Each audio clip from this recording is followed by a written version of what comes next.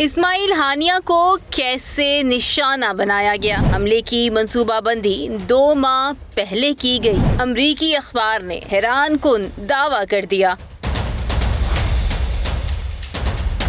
Rocket نہیں بلکہ دھماکہ خیز مواد کا استعمال۔ اسماعیل ہانیہ کے کمرے میں بم کس نے لگایا؟ 2 ماہ پہلے ہی سب تیاری کی گئی تھی۔ امریکی اخبار نیو یارک ٹائمز نے سب کو ہلا کر رکھ دیا۔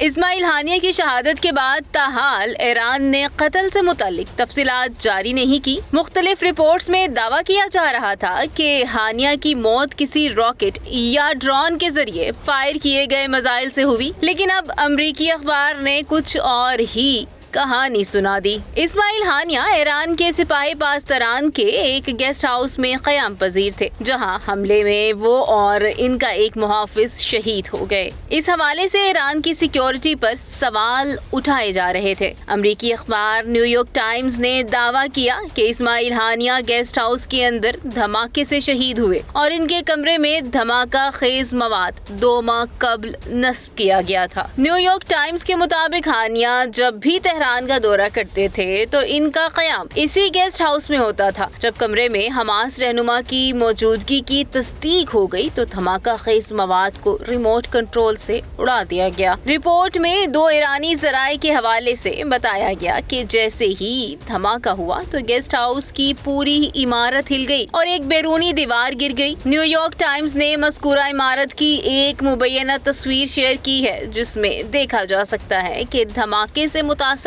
حصوں کو ڈھانپ دیا گیا ہے۔ اس سے قبل سینئر حماس رہنما اور اسماعیل ہانیہ کے قریبی ساتھی نے کہا تھا کہ جس عمارت میں ہانیہ موجود تھے وہاں کمرے میں انہیں براہ راست راکٹ سے نشانہ بنایا گیا اور وہ راکٹ سیدھا ہانیہ کو لگا تھا۔ انہوں نے کہا کہ واضح ہے راکٹ ہی تھا جس سے عمارت کے شیشے، دروازے، کھڑکیاں اور چند ایک دیواروں کو بھی نقصان پہنچا۔